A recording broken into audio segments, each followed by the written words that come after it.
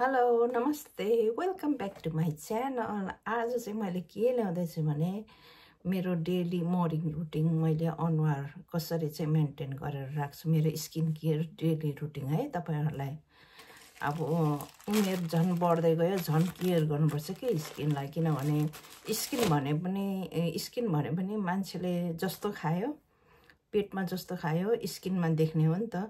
हामी अब बुढी मान्छेहरूले चाहिँ अब धेरै डाइट गर्यो भने यो अनुहारको चमकहरू हराउँछ के, किनभने ओल्डहरूको चाहिँ आफै नै यो के अरे भित्रको त्यो के भन्छ मांसपेशीहरू श्रिङ्क हुँदै जान्छ के, सबै हुँदै जान्छ, खुम्चिँदै जान्छ, घट्दै जान्छ। अनि यो छालाहरू पनि तर्लङ तर्लङ हुन्छ, यो स्किनहरू तर्लङ। अनि हामीले चाहिँ त्यहीको लागि मेन्टेन गर्ने खाने मजाले फ्रुटहरू, सलादहरू, अनि स्टिम गरेको चिजहरू, बोइलहरू, तारेकोहरू, चिल्लो चाल्लोहरू चाहिँ ज्यादा खायो भने स्किनमा दागहरू आउँछ ज्यादा, मेरो एक्सपिरियन्स चाहिँ है। अनि धेरै सुप, चाइनिजहरूले किन खान्छ सुप? स्किनको लागि त होला नि। सुप धेरै खान्छ चाइनिजहरूले, ग्रिन टी खान्छ, अनि म्याक्सिमम ग्रिन टी खान्छ। ग्रिन टी मैले पनि रेगुलर नै खान्छु, मेरो पनि one of the favourite T हो। ग्रिन टीले पनि के भन्छ एभरग्रिन, अनि लुक यङ्गर, अनि ब्लड प्रेसरहरू, सुगरहरूलाई राम्रो गर्छ भन्छ। खै मलाई त थाहा छैन, तर मलाई चाहिँ ग्रिन टी चाहिँ जेस म रेगुलर नै खान्छु। अनि हङकङदेखि नै खाएको, अहिलेसम्म कन्टिन्यू नै खाइरहेको छु।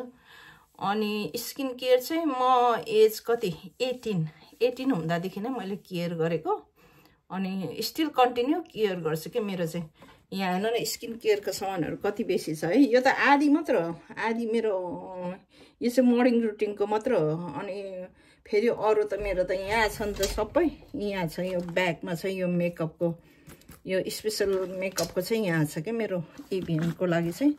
अनि यो चाहिँ मेरो मर्निङ डे र मर्निङ इभिनिङको स्किन केयरहरू हो। अब म कसरी गर्छु तपाईहरुलाई म देखाउँछु है त। मेरो स्किन केयर म युजुअली कसरी गर्छु, मेरो स्किन केयर स्किनलाई एकदम मेन्टेन गरिराख्नुलाई एउटा मर्निङमा चाहिँ मैले मुख धुन्छु, दाँत माझ्छु, अनि एउटा कटन प्याड, अनि मैले नेपालदेखि नै चलाउने चाहिँ यो रोज वाटर हो, एकदम मनपर्छ। रोज वाटर हो नेपालदेखि चलाउने। अनि यसलाई यता गरेर अनि स्किनलाई टोन गर्छु क्या यसरी।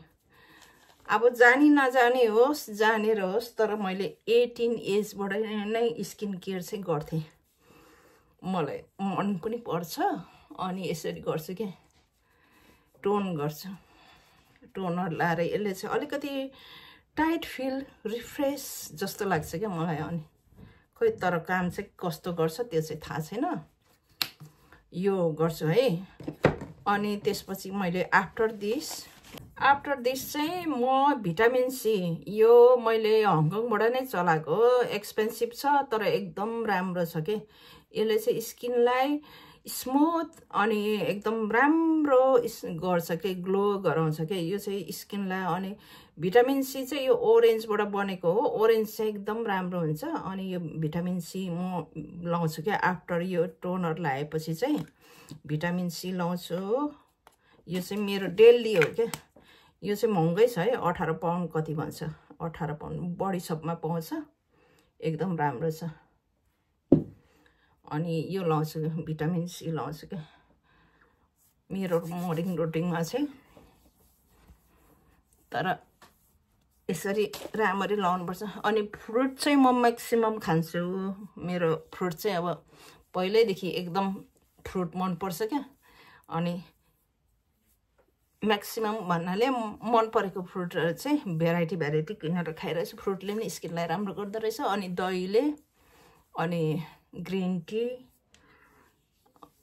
भात चाहिँ म कम नै खान्छु। अनि यसरी गर्छु। अनि यो हाततिर पनि लाउँछ, अब स्किन मात्र अनुहार मात्र राम्रो भएन नि, घाँटीतिर यतातिर। मेरो हात र खुट्टाको लागि चाहिँ यो बटर क्रिम छ, ओभर ड्राई स्किनको लागि। जहिले आफूलाई ड्राई फिल हुन्छ लगाइबस्छु। इभिनिङमा फेरि मेरो इभिनिङ केयर फाल्टै छ है, अनि त्यसको बादमा चाहिँ मैले भर्खरै मैले टिकटकमा हेरेर किनेको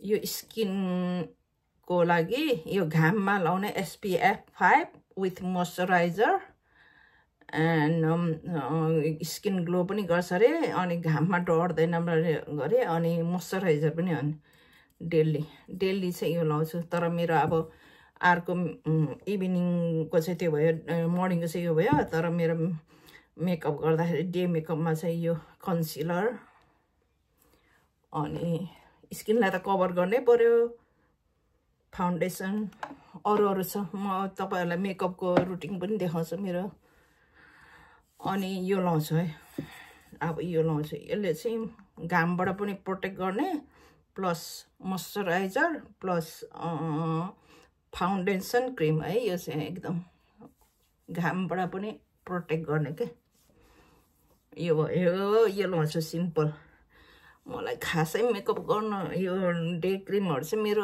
अब आफैले यसो हेरेर बुझेर गरेको अनि घाँटीमा पनि लाउनै पर्यो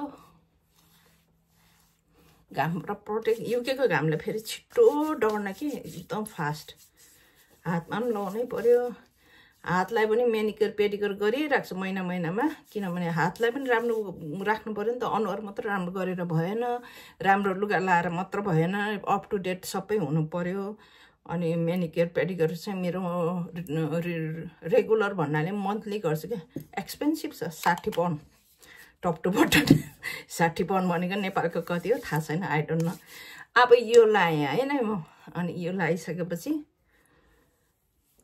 यति गरिसकेपछि आज दिनभरिको लागि भयो अनि रिफ्रेश गर्नुलाई चाहिँ यो स्प्रे गर्छु यो चाहिँ यो छोरीले दिएको हो यो चाहिँ रिफ्रेसिङ गर्नुलाई चाहिँ यो लिक्विड भिटामिन सी पनि रहेछ यो रिफ्रेश गर्नु चाहिँ यसो गर्छु क्या अनुहारलाई रिफ्रेश गर्नुलाई अनि यति गरेपछि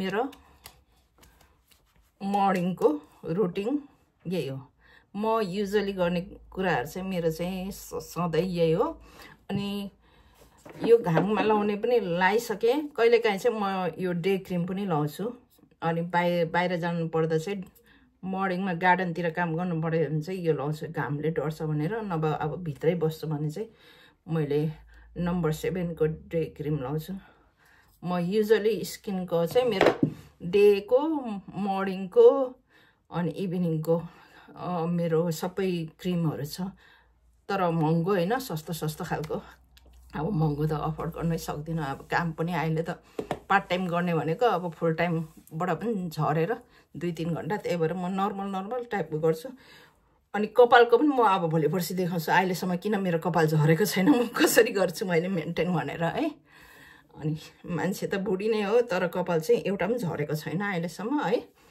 अनि कपाल पनि त्यति फुलेको छैन यता छेउछेउमा फुलेको छ हैन यहाँ अलिअलि कलर गर्छु यो रातो ल हस् त आजको लागि मेरो मर्निङ रुटिन कस्तो लाग्यो फेरि पनि म डे र नाइटको मेकअपको पनि लिएर आउँछु म बुढी मान्छेले कसरी गर्छु भनेर हस् त thank you for watching bye by